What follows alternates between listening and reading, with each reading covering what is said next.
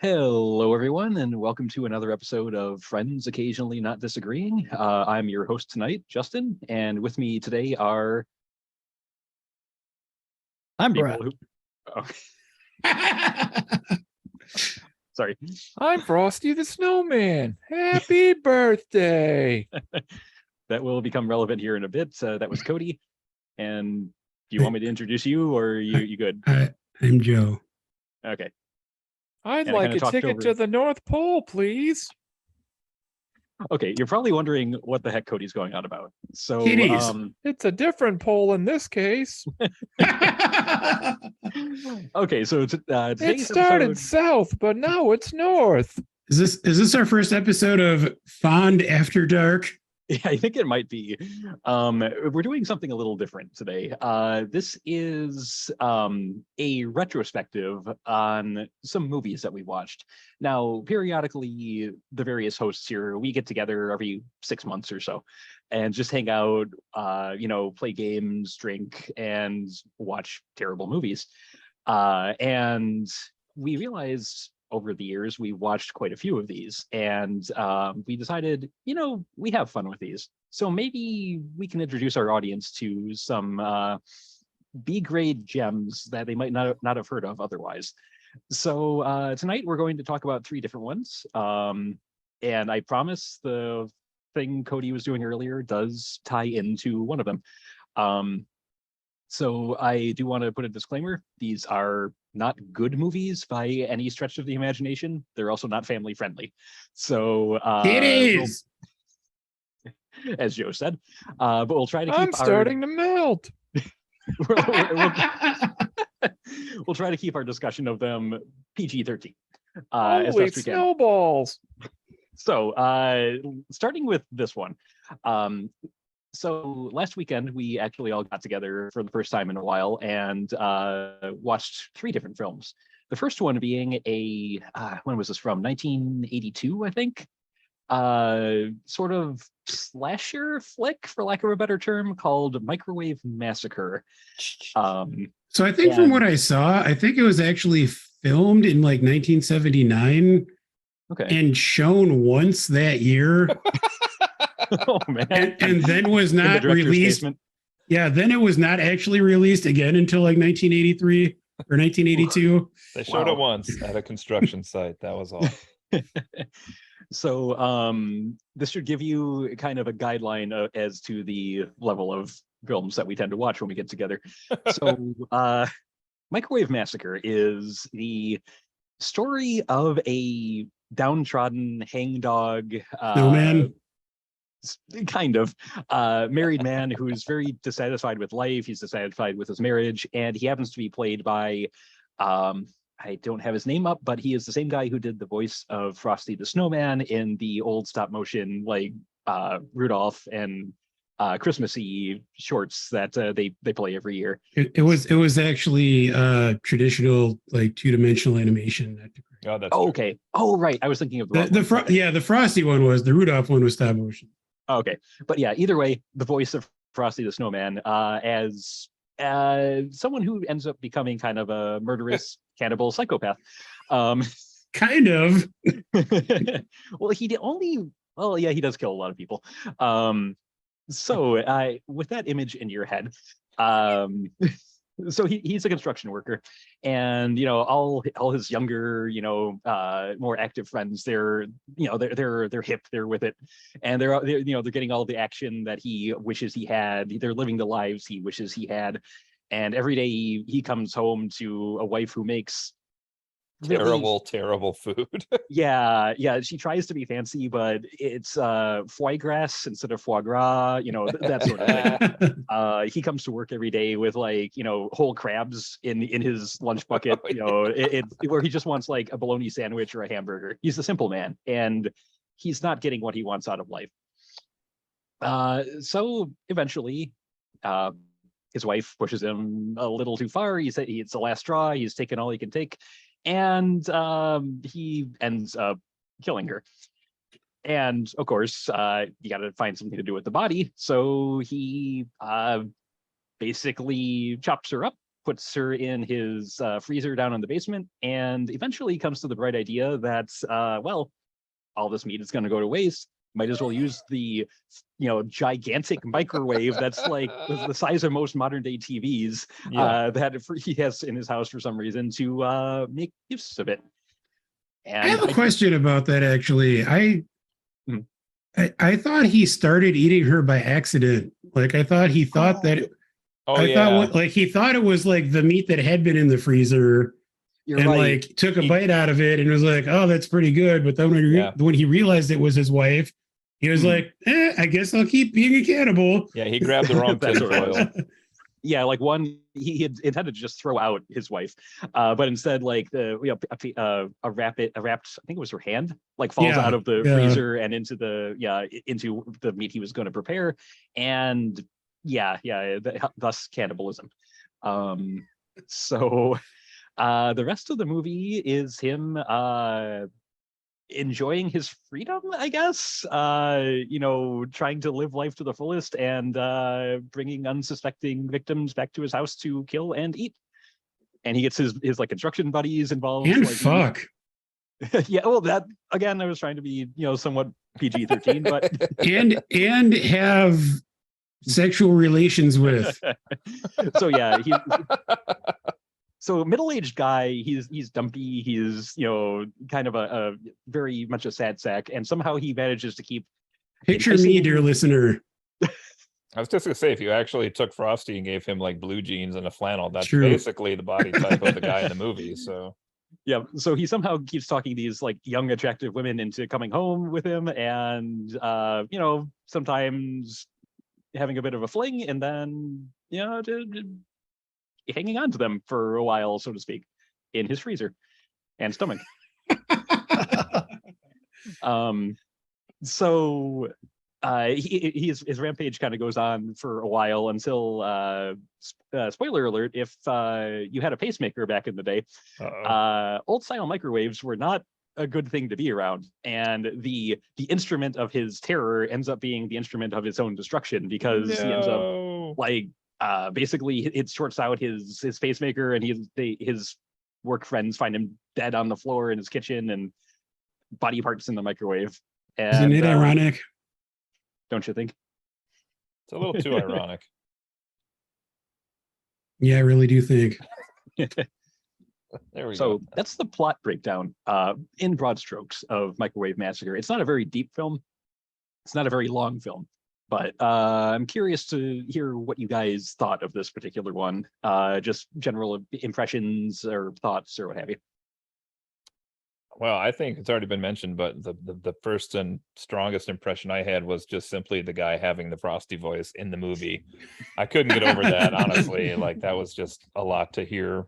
Yeah, he literally sounds, that's just his voice. Like, he sounds exactly like Frosty the Snowman. Now we know Frosty was not a voice he did. It is a little off-putting. I just want a bologna sandwich. Kind of. You brought this upon yourselves. I originally thought you guys were talking about Burl Ives, but I looked it up and it's not Burl Ives. No. Yeah, that's which one's that? Rudolph? He was like the snowman in the Rudolph movie. Yeah, his name is Sam or something like that. Yeah, there you go. Yeah. So I initially had like the old timey specials crossed in my head, but I'm sure you as the audience know who we mean now. I'm not sure if that'd be better or worse, but honestly, like Justin said, this is not a particularly deep movie. No, there was something satisfying about seeing this guy just. Well, did they really even show him? They didn't really even show him like putting stuff in the microwave, though, did they? I think like in one scene. Yeah, I think just like once. Just like a piece of someone? Yeah. I assumed from the title he was going to be like throwing the whole body in the microwave because it is large enough for a whole body. I don't even know if we really saw his wife using the microwave that much. Maybe like once. Yeah, I think you're right.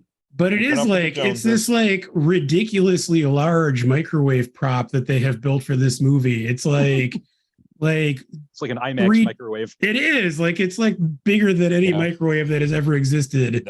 And like, you would expect them to get a lot of use out of it, but they really don't like show it that often in the movie. And they realized he couldn't pick anybody up to actually get him up into the microwave because it was higher up. It wasn't like a set on the floor. So yeah, that's true. Yeah, so the title is almost a bit misleading considering how little the microwave factors into things. I mean, there's some alliteration. I don't know. Yeah. Yeah. It could have been Middle-Aged Massacre or something. I mean, it would have fit just as well. I mean, again, like you guys said, it's not a very deep movie. I thought it was a hell of a lot of fun, but it is a movie where if you stop and think about it and ask like any questions, it's like oh man, like why did that lady at the beginning trip and have her boobs fall in the fence? Yeah. I mean... So heavy spoilers for Microwave Massacre, we should probably say. Oh yes. Heavy spoilers. But yeah, like the first scene in the movie is this woman who's like just at this construction scene, and she is, well endowed and just somehow happens to fall in such a way that her boobs are like poking through this hole in this wall. And she just proceeds to like start jiggling them. It's pretty gratuitous. I want to do, But even as far as like the actual plot of the movie, so he accidentally takes a bite of his wife's hand, and instead of being horrified or even like thinking about it for 5 seconds, he's just kind of like, oh, that still tastes pretty good. I guess I'm just gonna keep eating my wife. And then so that becomes his new thing, and then he starts taking pieces of his wife that he's cooked to his work site at the construction site and sharing it with his friends. And they all become obsessed with it. Like, oh man, it's like he's sharing it with them, but he won't tell them what the meat is. It's like they're like, oh man, the secret meat is amazing. Like, you got to tell us what this is. So he's like these poor fools are like accidental cannibals now. Like, they would probably need a lifetime of counseling if they ever found out about that. And then there's the whole sex thing, which is like somehow he goes from like eating his wife to like developing a taste not only for human flesh, but for having sex with like prostitutes and then murdering them and eating them. It just it really escalates quickly. I mean, it's not a defense, but we also didn't mention that he did not get along with his wife very well. That's true. He was very done with that relationship. Hated her cooking, hated her attitude, and so maybe the guy just needed a change of scenery. He also he also drunkenly kills her, we should say. Oh yes, he's drunk and like snaps and kills her, and then the next morning he like doesn't remember doing it at all, and then there's this moment where he's like, "Oh, what?" Isn't like the dog snacking on her or something like that? There's something with the dog. Yeah, there's like this little dog that she had. But yeah, it's if you like even start to poke at the like plot of this movie at all, it just falls apart. But I mean, it's not that kind of movie. So, but man, it's a lot of fun while it lasts. Yeah, it was fun. This movie, had the weakest. Sounds weird to say, but the weakest plot of the three. Yeah, I agree. For sure, but it was fun for sure. It was fun. Yeah, not everything needs to be War and Peace. Sometimes it can just be a popcorn flick. Yep, not wrong. Well, are we putting a quick rating on this one? Ooh, 1 to 10. Or do you want to do it now? Do you want to do it now, or do you want to do them all at the end? Well, I don't know. Well, now let's do it. I'd say now. Why not? Let's do it. Okay, and this is again, like I said, these are not good movies, but this is just a rating of how much we enjoyed them. So, as the host, should I go first, or did one of you want to? Oh no, go ahead, please. Sure.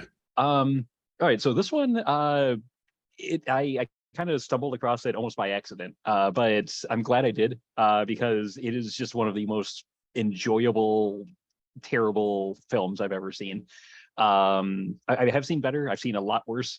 But there's just a sense of rolling with the punches in this one. You just kind of, accept what you're given at face value, and it's better if you do.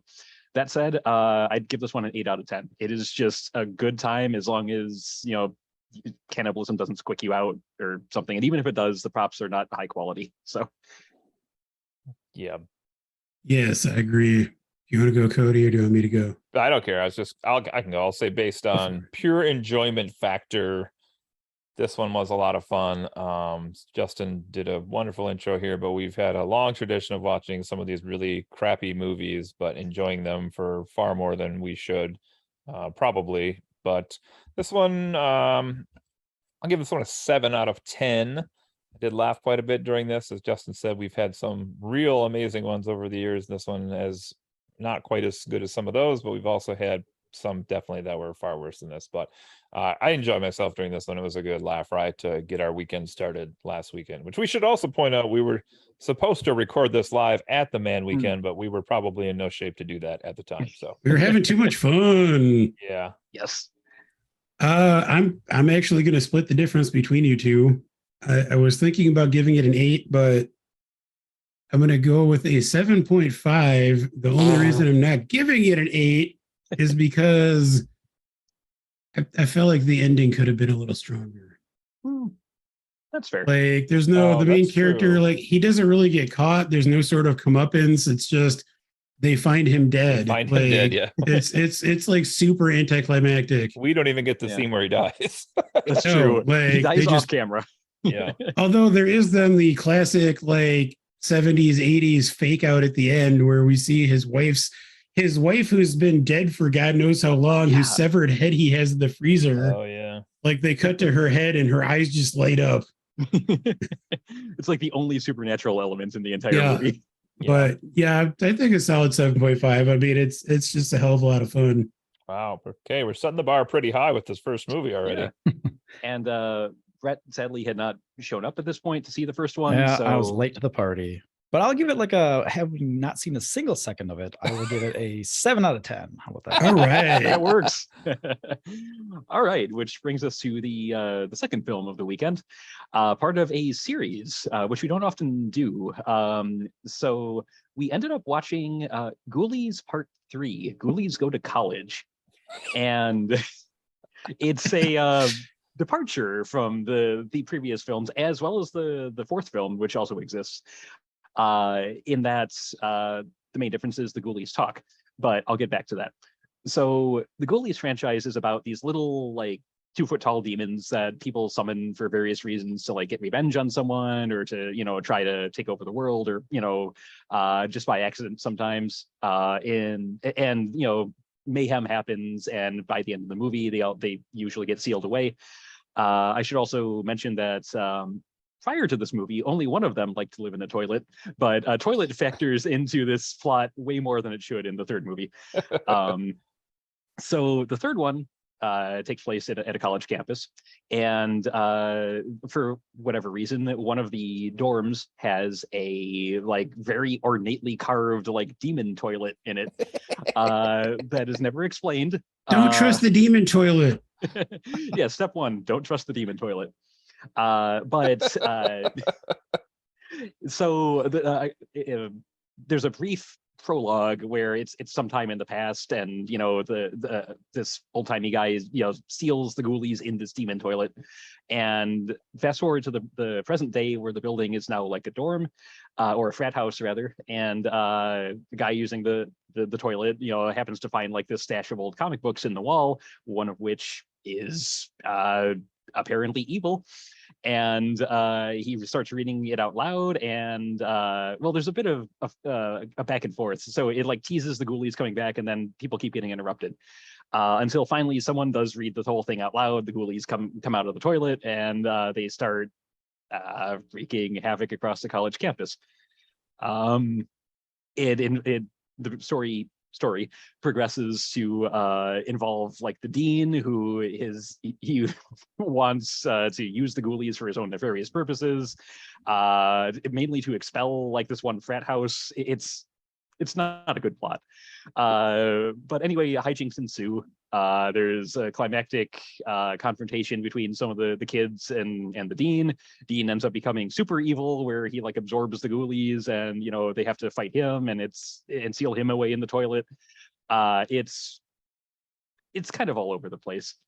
It's half of it wants to be like a classic 80s style, like Ferris Bueller's Day Off, just sort of slapstick comedy, and then it tries to inject like the horror elements that don't really work, mainly because the Ghoulies are trying to be the Three Stooges at this point, and that really doesn't work.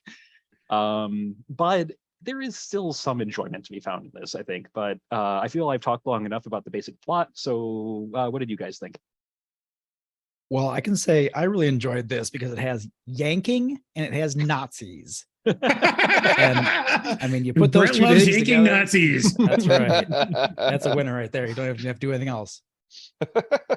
I should clarify a bit. So Don't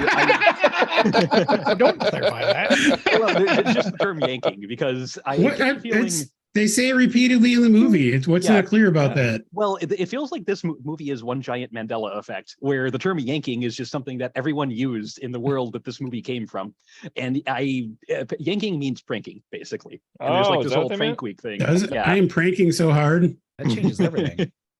So for whatever reason, the scriptwriter decided, oh man, all the cool kids are calling it yanking.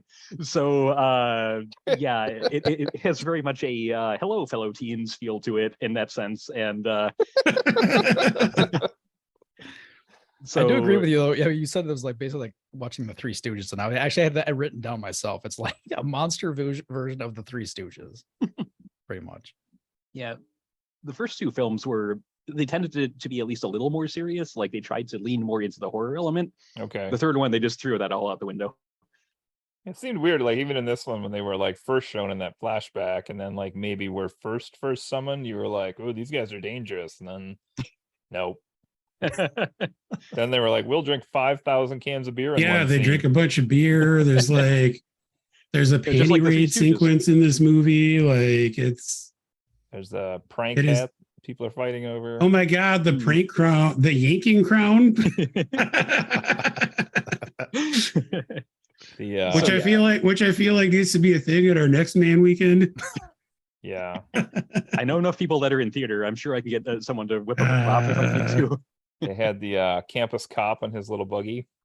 That poor guy. Yeah. I mean, I said he was destroyed like 5 times. He was a pervert, so I guess I shouldn't say that poor guy. But everyone in this movie was a pervert. That's true. I mean, I'm a pervert. What's wrong with that? Yeah, exactly. I'm the first to admit it. But yeah, so yeah, the pranking crown is like the prize for, I guess, yanking crown, excuse me. The prize for get it right, doing the best yanks during prank week, which I guess wasn't sanctioned by the school, but everyone was in on it, and there were like banners and everything, and yeah, it's a poorly constructed plot. They really should hire more than one security guy. Yeah, yes. I mean, my favorite part of the plot of this movie is when the dean of students literally summons demons to try to murder frat boys. Yeah, that is probably the most boomer thing I've ever heard of. He had some anger issues. He had a lot of anger issues. Oh my gosh. And the thing that kept coming back to me was like that character. I felt like it was like a caricature of Judge Smales from Caddyshack. Yeah, I could see that. Yeah. Also, am I right in thinking he was also the guy from Airplane? That actor's been in like a bajillion things, so I wouldn't be surprised. Okay, because it really, I knew I've seen him in something, and I just kept picturing him saying, "Well, pick the wrong night to stop sniffing glue. Pick the wrong night to stop summoning demons."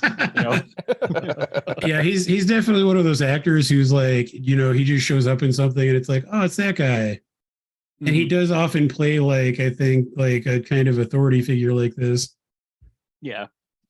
But so yeah, very much a not serious kind of movie. Which is go on.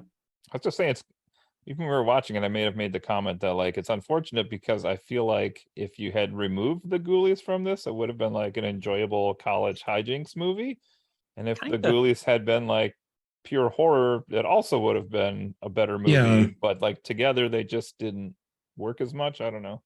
Well, and the Ghoulies are barely in it anyway, I feel like. I mean, considering it's a movie with them in the title, they really don't have much screen time. Yeah, that's true. Like, it really is just kind of all over the place tonally. It is. I mean, I think they just someone probably ended up buying the puppets in auction or something like that. And they're like, well, we got these things, may as well use them. And yeah, I just decided to spend a weekend shooting a goofy horror comedy, titty flick, pretty much, because there is a significant amount of it is. Yeah, exactly. So I mean, the best thing I can say about this movie is that it introduced us to Hope Marie Carlton. Yeah. There are worse things we could have gotten out of it. Turns out as a yeah, I know, right? Classic 80s / early 90s hottie, as it turns out. Yeah, I had not heard of this person before. Who may come back into play in a little bit. Also, why was the comic book just like tiled over in the wall of that bathroom? The same reason the building was a frat house, 100 years later. I don't know. But they like the toilet at least looked ancient. Like the tiling was clearly not hundreds of years old. I don't know. I don't know. Maybe one of the ghoulies dropped it before being sent back to hell or something. It makes as much sense as anything else in this film. Why was that woman's tongue like 20 feet long? Oh yeah. Oh, that's a great scene. So yeah, there's a couple of scenes in this where like a secretary. I think so. But for most of it, it's just like, okay, there's demons, these little murderous demons, but they just if they do regular things, and then like twice in the film, there's these things that just where they bend physics, and it never happens, outside of these two scenes. It's never explained. It's very cartoony. Like they strangle a woman with her own tongue by stretching it out to like 10 feet long. Didn't they like suction cup someone's face? Yeah, it was Hope Marie Carlton. Yes, they hit her in the face with a plunger, and it like stretches her face out like in a way that is physically impossible. Yeah, all the targets they could hit with a plunger, they went for the face. Especially as short as they are, That's true. That's a good point. Were there any deaths in this that weren't like comical? Like there weren't any gruesome deaths. They're all like silly. No, I don't think so. I don't think so either. Which is definitely different than the first two films. Do we have more to say on this one, or do we want to like jump into a rating, or should I mention the Nazis? Because I realized I talked about the yanking. I didn't mention the actual Nazis. I think you got to now. So like there's the rival. They're not exactly a whole frat, but like the rival clique on campus is a bunch of like blonde-haired, blue-eyed Aryan types who it is very heavily implied, if not outright said, are Nazis. So you get to see a bit of them getting messed with, which is kind of cool. But yeah, for whatever reason, but yeah, they decided that they needed a second set of villains besides just the dean. So who doesn't hate Nazis? So I don't know. Other Nazis as a trick question. I don't know. Yeah. But yeah, I realized I had not mentioned it, and I didn't want to just gloss over that whole thing. So any other thoughts, or should we jump to a rating? No, I don't think I have much more to say on that. Okay. So this one probably sounded more interesting than the last one we watched that we talked about. But despite the fact that there's more going on and that it's a bit crazier in terms of its concept and everything, I didn't like this one as much as Microwave Massacre. As Brett said, the tonal shifts were all over the place. It didn't have like a set identity that I felt, that I knew what to expect out of it, and not in a good way. So it's a little too all over the place. There was some enjoyment to be had, but not nearly as much as in the last one. So 5 out of 10 for Ghoulies 3 for me. Well, I would probably it definitely is like kind of like one of those acquired taste kind of things. It's so over the top with a lot of things that you could easily, if you that wasn't like a part of thing of like comedy that you like accepted, you definitely would be like, oh, this thing is garbage. They probably wouldn't even watch through the whole thing. I definitely like being that we were watching it together, I think made it easier and more enjoyable for sure. But yeah, it was like even like the music I had written down here, like the music was so awful. It was like a 5-year-old banging on an electric keyboard. That was the soundtrack of the whole video. Score by Keyboard Cat. Yeah. But it was so crazy, and it was like you expect it to be like a bit scary, and it wasn't really it. but it Yeah. still was fun. I probably would give it like a 5.5. Let's go with 5.5. Joe, shall I go? Go for it. All right. Yeah, this one, I mean, it had its moments that were very funny. They probably were all intentional, but sometimes when we watch these Man Weekend movies, we have to wonder if like the crew thinks it's hilarious and like the director thinks it's hilarious and like we as the audience are like, but sometimes we also find it hilarious as well. And this is kind of one of the movies that had a lot of funny parts, but I have to wonder if this looked better in somebody's head than it actually translated to on film. There was just a lot going on with this, and some recurring gags which are pretty funny, like the campus cop and things of that nature. But wasn't bad. It had the kind of rivalry on the college campus. It had the Aryan they're referring to, who looks like he also would have fit in with like the top of a ski slope in any movie. Also in the 80s is the villain there as well, and also some pretty good looking ladies in this one as well. So. Wow. I'm still only gonna go down with Justin on this. I'm gonna go with a 5 on this though, because You're gonna go down with Justin? I'm gonna go down with Justin on this one. It's not that kind of movie, Joe. Well, I don't want to go up. Let's stop there. Anyway, but I'm gonna give it a 5 because we have seen better movies than this one, I think, for our Man Weekend traditions. I was also gonna give it a 5. We're all giving it 5s. Shit. I mean, doesn't that just show consistency though? That's good, fair. Right? Yeah. I mean, I agree with everything you guys said. It was fun. Like, I don't regret watching it, which I have regretted maybe one or two of the movies that we've watched at these gatherings. I mean, I enjoyed watching it, but yeah, I don't think it really knew what it was trying to be. Yeah. It's a case where there were some really fun, funny parts, but the whole is not as great as the sum of those parts. Yeah. That's a good way to put it. All right. So speaking of great holes. So 2 down, 1 to go. And oh man, this is a doozy. So the third film I had Justin an idea for this last movie. Okay. What if we just go around in a circle and say a name or a word or a phrase that describes this movie? Let's see how long we can go without repeating. Okay. Okay. Sure. Do we want to say what the movie is first, or should we say it afterwards? I'd say afterwards. Let's build up the tension. All right, I'm gonna start. Ready? Sure. Blow up doll. Disease snake. Bros. Kitties. Airplanes. Diamonds. Razor blade frisbees. Oh shit, that's good. Nunchucks. Islands. Drones. Vulgar football players. Karate. Guards who set their guns down to play frisbee. Serial grass abuse. Yes. Someone's vacation, because I'm pretty sure that's what this movie started as. Where'd those people go? Beautiful landscapes. Super buff chick who never gets in an actual fight. Oh yeah, you're right. Did anyone say rocket launcher yet? You did just now. You did, yeah. Skateboarders. Old man throwing a katana. Oh, damn. Oh.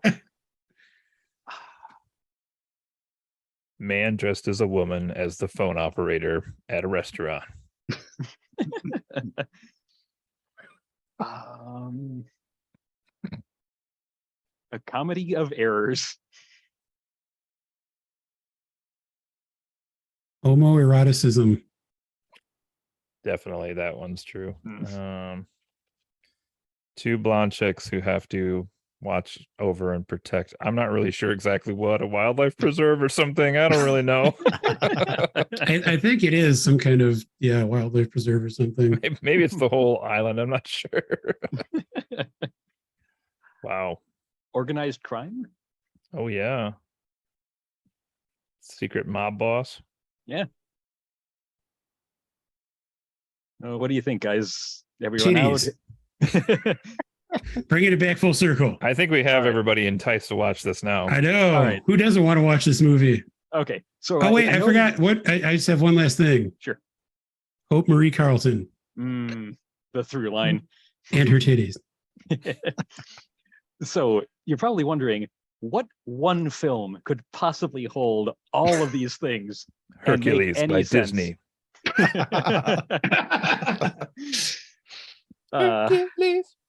So the answer to the last part is no film, because this film does not make sense. But the film in question is Hard Ticket to Hawaii, a movie I actually had never heard of until this past weekend. And I'm very, very glad that whoever it was that decided to nominated it, because this is something else.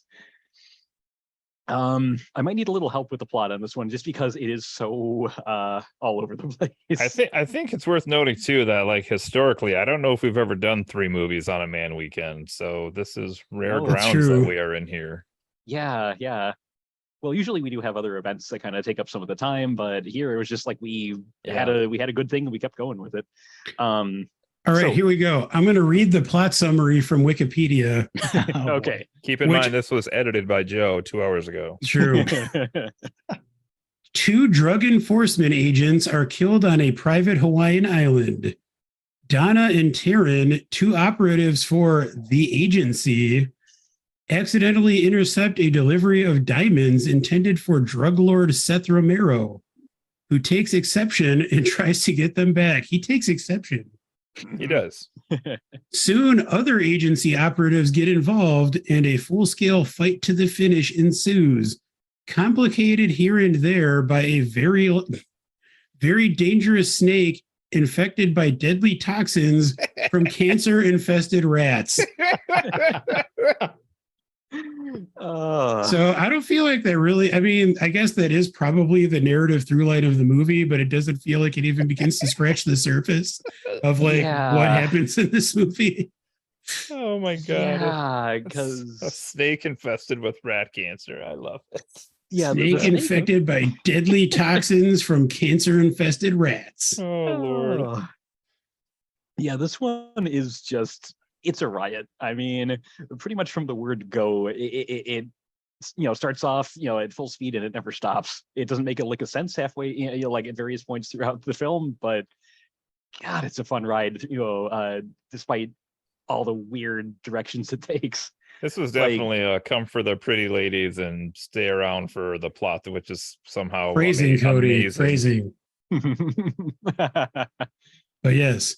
Yeah, I mean, I think a lesser movie would have had the rat cancer infested snake be like the main plot of the movie. No, but not in Hard Ticket to Hawaii. But in this film, it's like a C plot. It's like something that just happens in the background. Yeah, it's like there's a go on, sorry. I was just gonna say there just is incidentally this deranged murderous mutant snake like going around killing people. Yeah, and it isn't even supposed to be there. There's like a different snake that's supposed to be transported via plane to somewhere in Hawaii, and they pick up the wrong box, and it's damaged because a forklift drove into it or something like that. And before they can get before they can swap snakes, which does not sound right now that I think about it, but it's what those 2 guys were trying to do the whole movie. Yeah, but yeah, before they can swap snakes, the cancerous evil toxic snake just escapes, and it's just sort of in the background for most of the film. And it's like a hand puppet too. It's not even like a very good effect. Oh, it's amazing. I thought it was good. What are you talking Be about? Terrible. Yeah. Oh geez, but this almost feels like a film that would be better if we just talked about individual scenes, because I mean the plot is incidental to just the craziness that's happening on screen. Listen, let me just interrupt for a second. Sure. Dear listener, walk, don't run.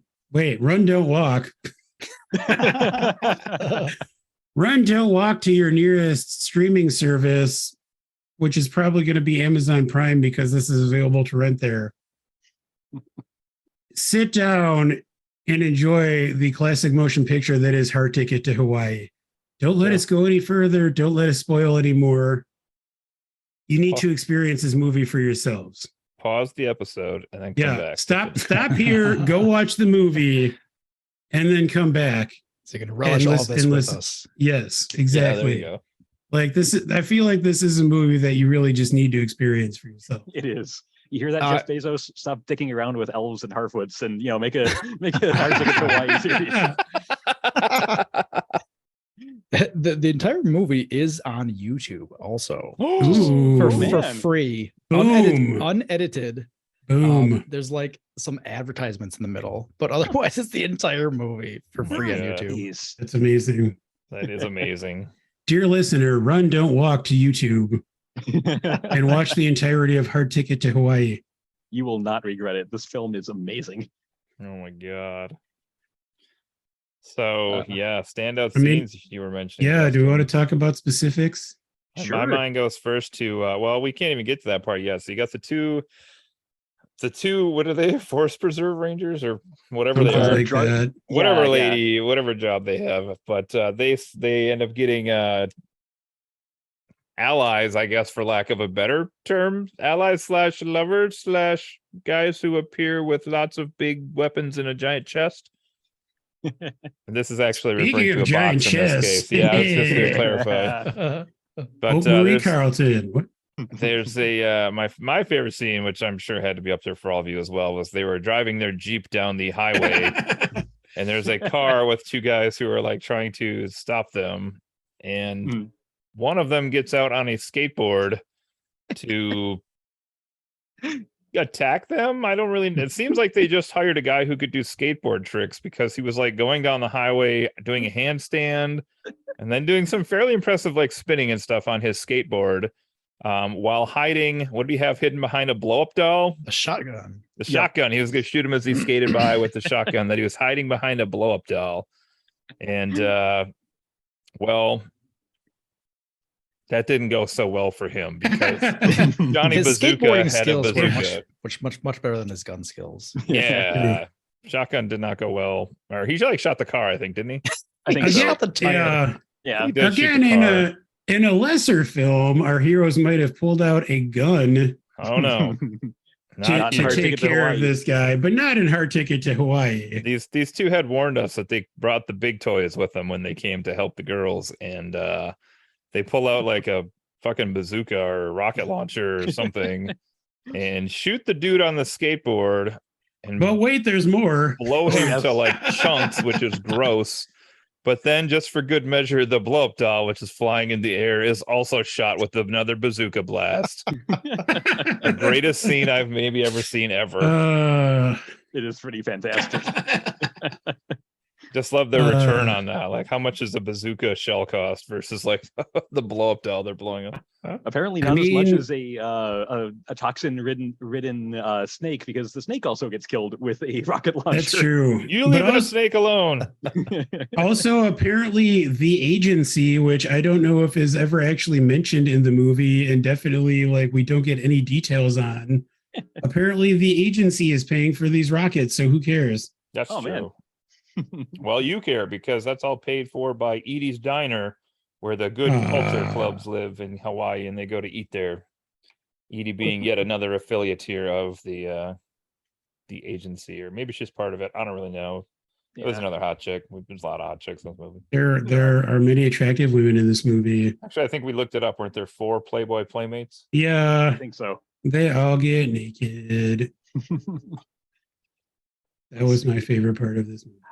Where did the frisbee scene come in? Like, I don't remember. Like, oh, that was towards the end. They were trying to. Yeah. This stupid convoluted plan they had to like infiltrate. The, I think you mean amazing and well thought out plan. There was a local girl who played frisbee with this one guard by the main bad guy's like base, and he would always set his gun down on a towel which he marked with 4 rocks to make sure no sand got in his gun.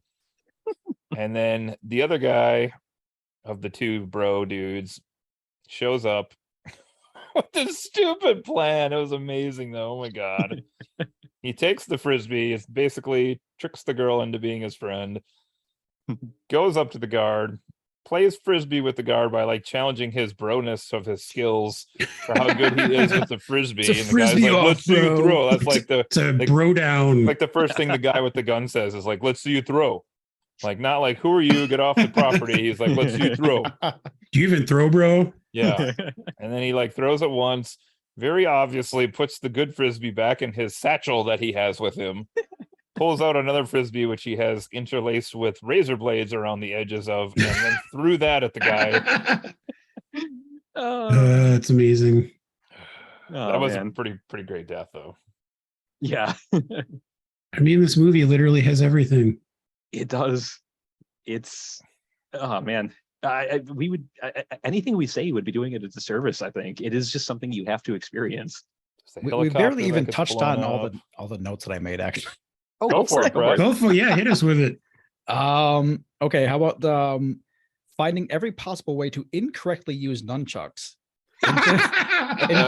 including throwing them and punching with them in your hand. Made more ironic because the first time we saw nunchucks in the movie was one of the two main girls who actually knew how to like flip a nunchuck behind her and catch it. She was, yeah. And then never did that again. And never did it again when actually fighting. Yeah. Also, never have I been so well tricked into thinking that two guys were gay, or at least bi, only to find out that they're not. That was well done. I mean, I guess we don't know that they're not bi. Oh, yeah, well, the one does have sex with one of the girls, so there's at least that. But yeah. I mean, there's definitely something going on between those two. Definitely some homoerotic overtones there for sure. Such a clue. But yeah, any other notes there? What else you got, Brett? Oh my God! How about? Oh boy! How about all the quotes from the super perv waiter, including the smash hits? You can eat in my joint anytime for free. Also, you can sit right here on my face. And I totally called that line for the record. The best seat in the house. Yeah. The other quote that I can't say the whole thing of because that would probably not be great for this podcast, but the one part of it was kissing the back of my head. The rest of that I can't say on air. Oh boy. Interesting. You'll know it when you hear it, dear viewers. It's the final find.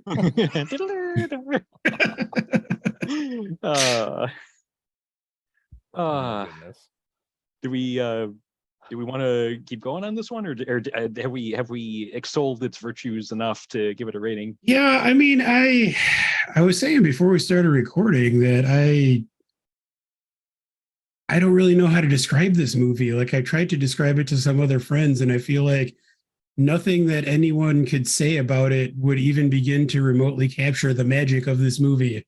Like, I really do feel like you have to just experience it. Go ahead, Brett. There's that really famous proverb, one man's dream is another man's lunch.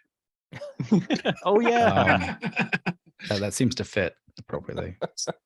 That's fair. Which ties it back into Microwave Massacre.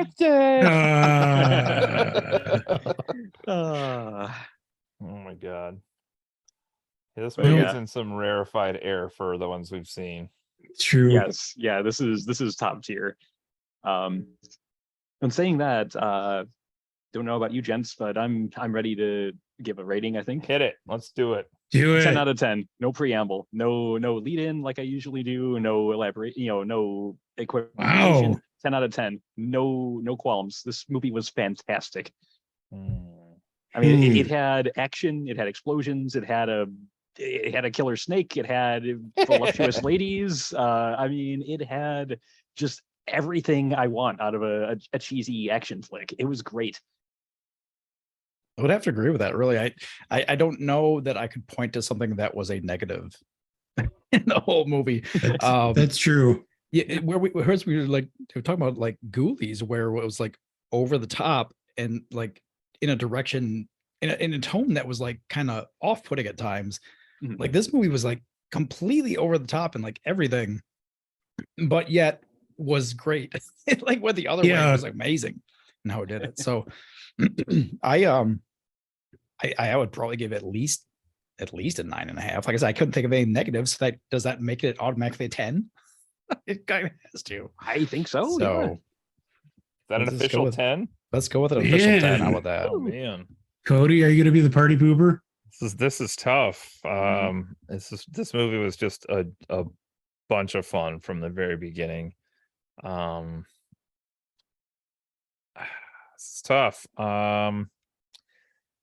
Quickly thinking through movies we've watched in our whatever, how many of these man weekends we've done, 20 or man nights it used to be or whatever. This is probably up there with just two that I'm thinking of off the top of my head, which I won't divulge on this podcast necessarily, but this is up there with them. So I am going to say this is a, damn, this is hard. I'm going to say 9.5. I'm going to break the party, but it's damn near the perfect bad movie. All right. 5 out of 10.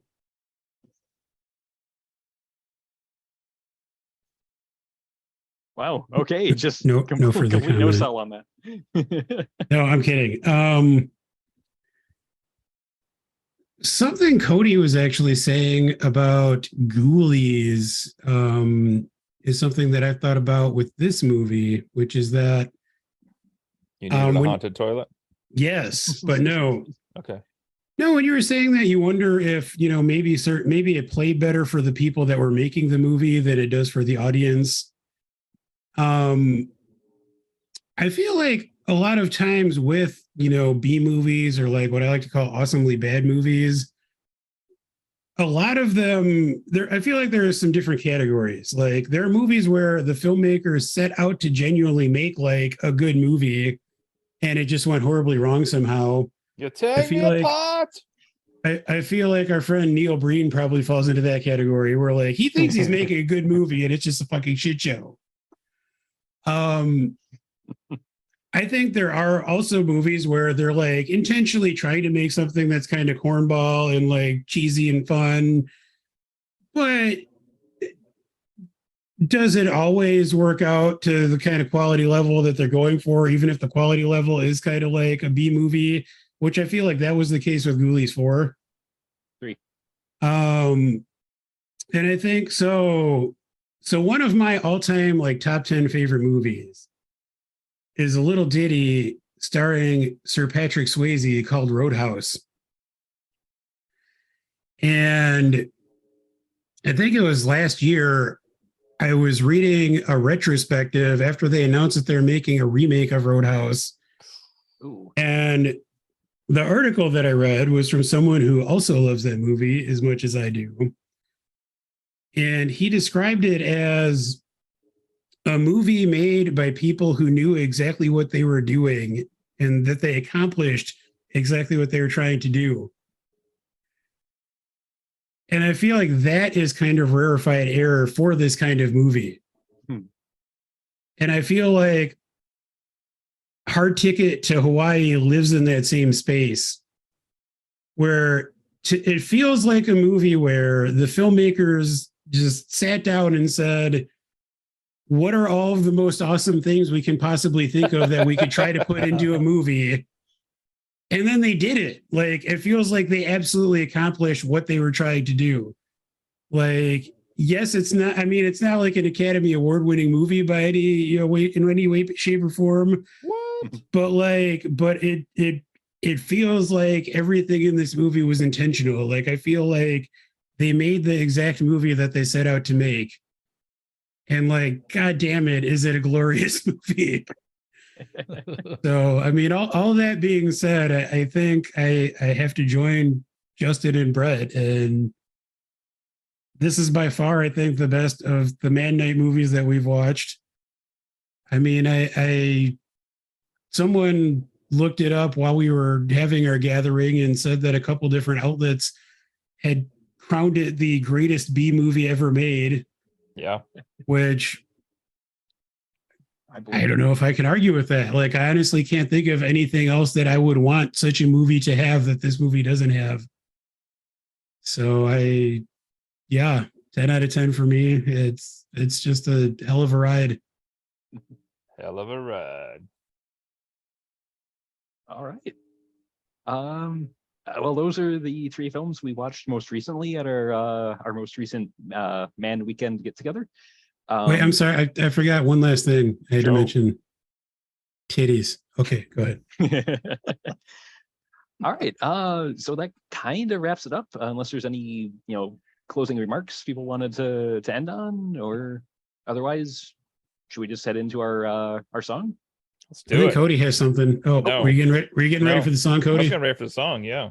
Okay, you Yankster, you. Happy birthday! All right. So here goes. Friends. Occasionally not disagreeing. Disagreeing about titties. Until next time, everyone.